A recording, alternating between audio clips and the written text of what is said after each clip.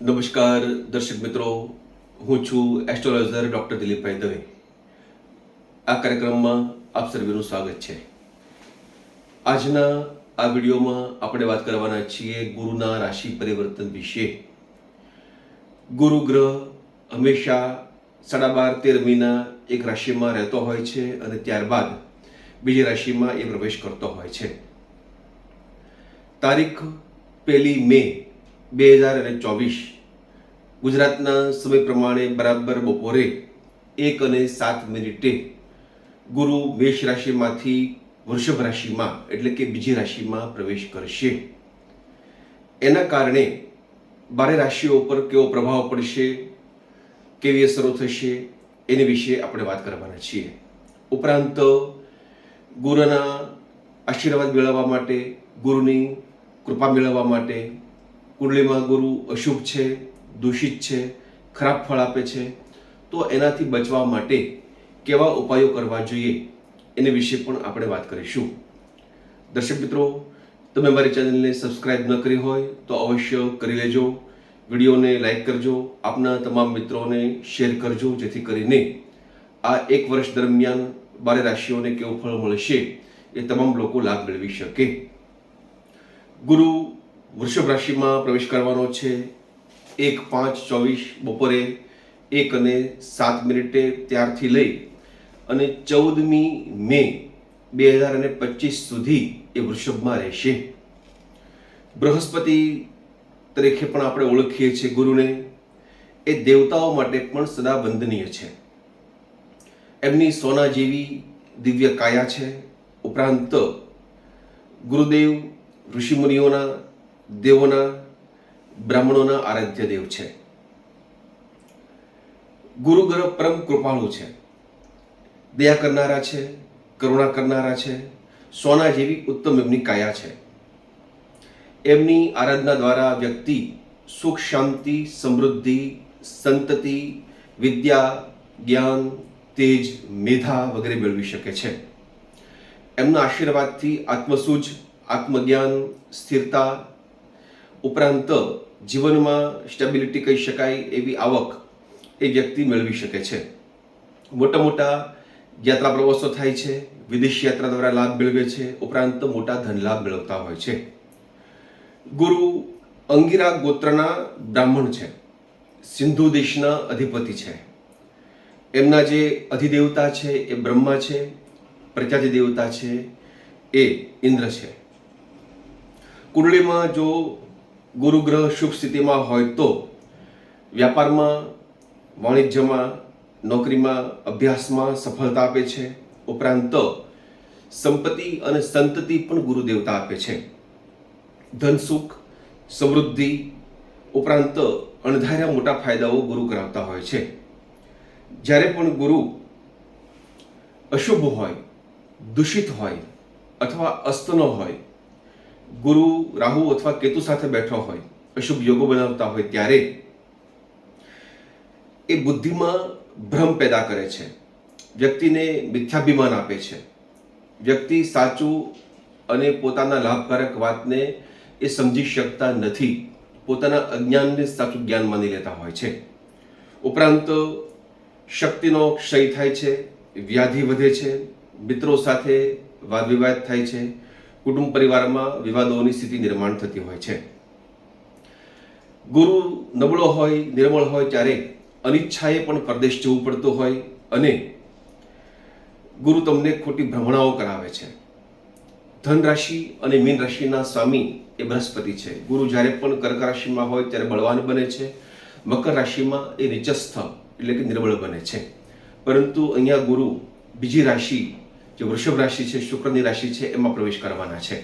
એનાથી 12 રાશિઓને એ પ્રભાવિત કરશે. હવે જોઈએ કે 12 રાશિઓને ગુરુ કેવું ફળ આપશે.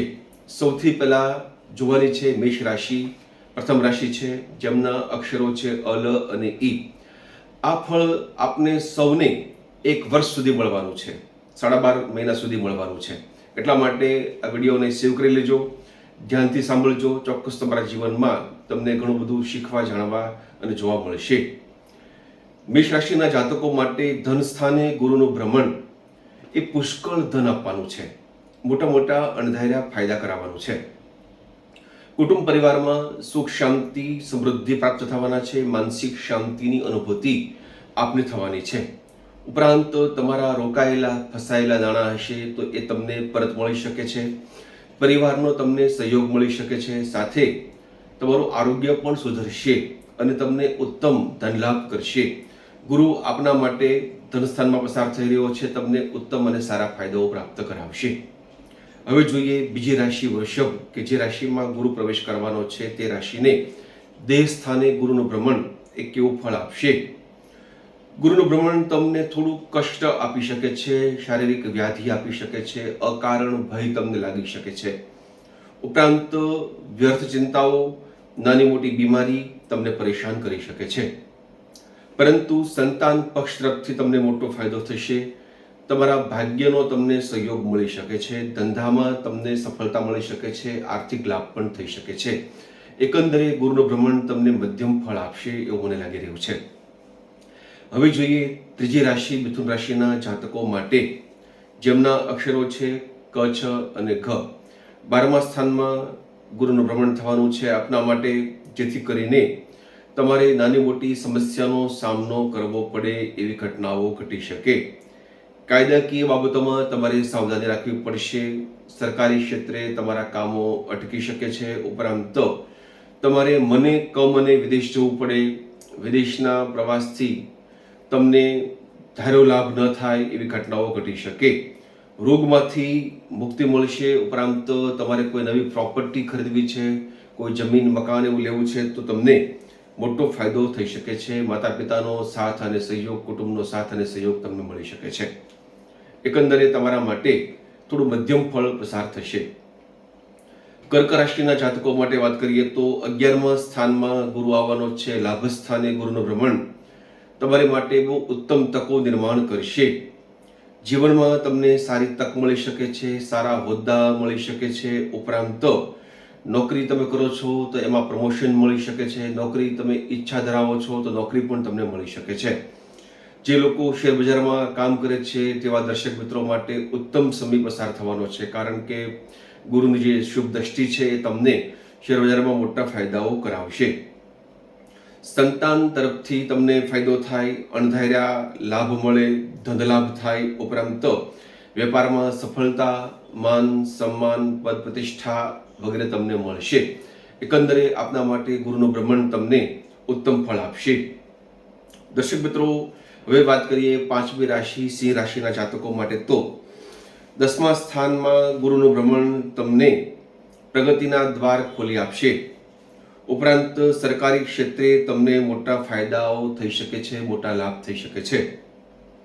નોકરીમાં પ્રગતિ થાય, નવી તકો નિર્માણ થાય. સાથે બદલીના યોગો પણ તમારા માટે દેખાઈ રહ્યા છે. કદાચ બદલી પણ તમારી થાય, સ્થળાંતર થાય.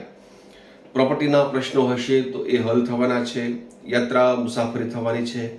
પૈતૃક સંપત્તિથી તમને લાભ થવાનો છે. પરિવારમાં સંપ વધે, શાંતિ વધે, મિત્રોથી લાભ થાય. ઉપરાંત તમારું આરોગ્ય સુધરવાનું છે. આરોગ્યના કોઈ પણ પ્રશ્ન હશે તો તમને ફાયદો થવાનો છે. દર્શક મિત્રો, હવે વાત કરીશું કન્યા રાશિના જાતકો માટે. કન્યા રાશિને 9મા સ્થાનનો ગુરુ સુખ સંપત્તિમાં વધારો કરશે, અણધાર્યા ફાયદાઓ કરશે. સાથે ધંધાકીય લાભ મળશે, તમે ધન લાભ મેળવી શકશો. તમારી સાહસ વૃત્તિમાં વધારો થશે. સાથે વિદેશથી પણ તમે લાભ મેળવી શકો છો. પરદેશ જવાનું બને. જે લોકો એક્સપોર્ટ ઇમ્પોર્ટનો વ્યવસાય કરે છે, માલ સામાન બહાર મોકલે છે અથવા તો મંગાવે છે, એવા લોકોને ફાયદો થઈ શકે છે. વ્યવસાયમાં પ્રગતિ થશે, આર્થિક ફાયદાઓ તમને થશે, ઉત્તમ લાભ તમે મેળવી શકશો. દર્શક મિત્રો, હવે જોઈશું કે ગુરુના વૃષભ રાશિમાં આવવાથી તુલા રાશિના જાતકોને કેવું ફળ મળશે. આપના માટે 8મા સ્થાનમાં ગુરુ પસાર થશે, જેના કારણે તમારી મુશ્કેલીમાં થોડો વધારો થઈ શકે છે. તમને આરોગ્ય સંબંધિત નાની મોટી સમસ્યાઓ પરેશાન કરશે. તમારું આરોગ્ય બગડી શકે છે. તમારે ખાવામાં, પીવામાં, હરવા ફરવામાં વિશેષ કાળજી રાખવી પડશે. નવા રોગોનો ઉપદ્રવ તમને પરેશાન કરશે. પારિવારિક મુશ્કેલીમાં પણ વધારો થઈ શકે છે. પરિવારમાં ગેરસમજ થાય, તમારા બોલવાથી પ્રશ્નો ઊભા થાય એવી ઘટનાઓ ઘટી શકે. અનિચ્છાએ તમારે યાત્રા પ્રવાસમાં જવું પડે એવી પણ ઘટનાઓ ઘટે. ધન સંબંધિત સમસ્યા હશે તો એમાં તમે ઉકેલ મેળવી શકો છો, પરંતુ આરોગ્યને લઈને તમને વિપરીત ફળ મળી શકે છે. એકંદરે ગુરુનું ભ્રમણ તમને ઘણું મધ્યમ ફળ આપશે. 8મી રાશિ વૃશ્ચિક રાશિના જાતકો માટે જોઈએ તો 7મા સ્થાને ગુરુ પસાર થવાનો છે. એ તમને ઉત્તમ સુખ શાંતિ સમૃદ્ધિ આપવાનો છે, સારા ફાયદાઓ આપવાનો છે. તમારા ભોગ અને વિલાસમાં વૃદ્ધિ કરવાનો છે. તમને આરોગ્યની દ્રષ્ટિએ પણ ઉત્તમ ફળ આપવાનો છે. અણધાર્યા ફાયદાઓ તમે મેળવી શકશો. જીવન સાથીનો તમને સાથ અને સહયોગ મળે, ઉપરાંત મિત્રો દ્વારા પણ તમે સારો ફાયદો મેળવી શકો. તમારી સાહસિક વૃત્તિ છે એમાં વધારો થશે, તમે સારા ફાયદા મેળવી શકો. નોકરી વ્યવસાયમાં પણ તમને ધન લાભ થશે. તમારા જીવનમાં તમને યશ, માન, સન્માન, પદ પ્રતિષ્ઠા પ્રાપ્ત થશે. એકંદરે ગુરુ તમારા માટે ખૂબ ઉત્તમ ફળ આપશે. ધન રાશિના જાતકો માટે 6ઠ્ઠા સ્થાને ગુરુનું ભ્રમણ તમને વ્યર્થ દોડધામ કરાવી શકે છે, ઉપરાંત નાની મોટી સમસ્યાનો સામનો પણ કરાવી શકે છે. શત્રુઓ દ્વારા તમારી વિરુદ્ધમાં ષડયંત્રો થઈ શકે છે. તમારે સાવધાનીથી રહેવું પડશે, સાવધાન રહેવું પડશે. પ્રવાસના યોગો થઈ શકે છે. દૂરના સ્થળથી તમને ફાયદો થઈ શકે, પરંતુ વતનમાં નુકસાન થવાનું છે. અનિચ્છાએ તમારે વિદેશમાં પણ જવું પડે, મોટા પ્રવાસો કરવા પડે એવું બને. પ્રવાસમાં પણ નાની મોટી મુશ્કેલીઓનો સામનો કરવો પડશે, પરંતુ આર્થિક લાભ તમને થશે. પૈતૃક સંપત્તિથી લાભ થઈ શકે છે. ગુરુ તમને મધ્યમ ફળ આપીને જવાનો છે. 10મી રાશિ મકર રાશિના જાતકો માટે વાત કરીએ તો 5મા સ્થાનમાં ગુરુનું ભ્રમણ એ તમને ઉત્તમ લાભ કરાવશે. સંતાન પક્ષ તરફથી વિશેષ ફાયદો થશે, ઉપરાંત ધંધામાં સફળતા મળશે. શેરબજારમાં ઉત્તમ ફાયદાઓ થશે. સાથે તમે નવા વ્યવસાયની શરૂઆત પણ કરી શકો છો. નોકરી તમે કરો છો તો તમને એમાં પણ લાભ થાય, પ્રગતિ થાય, પ્રમોશન થાય, સ્થળાંતર થાય અને સારા ફાયદાઓ તમે મેળવી શકો. તમને ભાગ્યનો સાથ અને સહયોગ મળવાનો છે. એકંદરે ગુરુનું ભ્રમણ તમને 1 વર્ષ માટે ઉત્તમ ફળ આપવાનું છે. 11મી રાશિ કુંભ રાશિના જાતકો માટે જોઈએ તો 4થા સ્થાનમાં ગુરુનું ભ્રમણ અણધાર્યા પ્રશ્નો ઉપસ્થિત કરશે. ન ગમતી સ્થિતિ નિર્માણ થાય, તમારે દોડધામ થાય, કોઈની સાથે માથાકૂટ થાય, મનદુખ થાય એવી સ્થિતિ નિર્માણ થશે. પરિવારમાં પણ તમને સમસ્યાઓનો સામનો તમારે કરવો પડે. પરિવારને લગતી સમસ્યા તમારી સામે આવી શકે છે. શારીરિક કષ્ટ તમારું વધી શકે છે, ઉપરાંત નાણાકીય નુકસાન થઈ શકે છે. આરોગ્ય અંગે તમારે વધુ સાવધાન રહેવું પડશે. દર્શક મિત્રો, તમને સરકારી ક્ષેત્રે લાભ થઈ શકે, પરંતુ એકંદરે તમારા માટે આ વર્ષ મધ્યમ પસાર થશે. ગુરુનું ભ્રમણ તમને મધ્યમ ફળ આપીને જવાનું છે.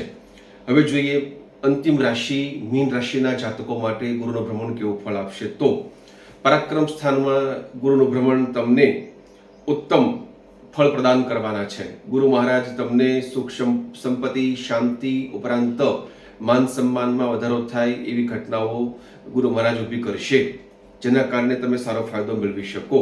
નોકરીમાં પણ પ્રમોશન થશે, નવા ધંધાની શરૂઆત થશે, સ્થળાંતર થવાની શક્યતાઓ છે. વિદેશ યાત્રા તમે કરી શકો, વિદેશથી તમને મોટો ફાયદો થાય, વિદેશમાં જવાનું બને એવી ઘટનાઓ ઘટશે. ઉપરાંત ભાગ્યનો તમને પૂરો સાથ અને સહયોગ મળશે, ધનલાભ થશે, મનની ઈચ્છાઓ સાકાર થશે, મિત્રોનો સાથ અને સહયોગ મળશે, આવકમાં વધારો થશે. એકંદરે તમને તમારા ભાગ્યને વૃદ્ધિ થાય એવી ઘટનાઓ ઘટશે. ગુરુ તમને ઉત્તમ ફળ આપશે. દર્શક મિત્રો, જે રાશિને ગુરુનું ફળ નબળું મળવાનું છે તેવા લોકોએ ગુરુના મંત્ર છે 19,000, એ 19,000 ગુરુનો મંત્રનો જાપ પોતે કરવો જોઈએ, અથવા તો બ્રાહ્મણો પાસે 1.25 લાખ મંત્ર ગુરુના તમારે કરાવી લેવા જોઈએ. તમે બ્રાહ્મણો પાસે જપ કરાવો છો તો વેદોક્ત મંત્ર અથવા તો પુરાણોક્ત મંત્ર કરાવી શકો છો, પરંતુ તમારે પોતાને જપ કરવા છે તો ઓમ બૃહસ્પતિએ નમઃ મંત્ર નોંધી લેશો. ઓમ બૃહસ્પતિએ નમઃ, અથવા તો ઓમ એમ ક્લીમ બૃહસ્પતિએ નમઃ, અથવા ઓમ ગ્રામ ગ્રીમ ગ્રોમ સહ ગુરુવે નમઃ. આ મંત્રના તમે જપ કરી શકો છો. ગુરુનું દાન કરી શકો છો.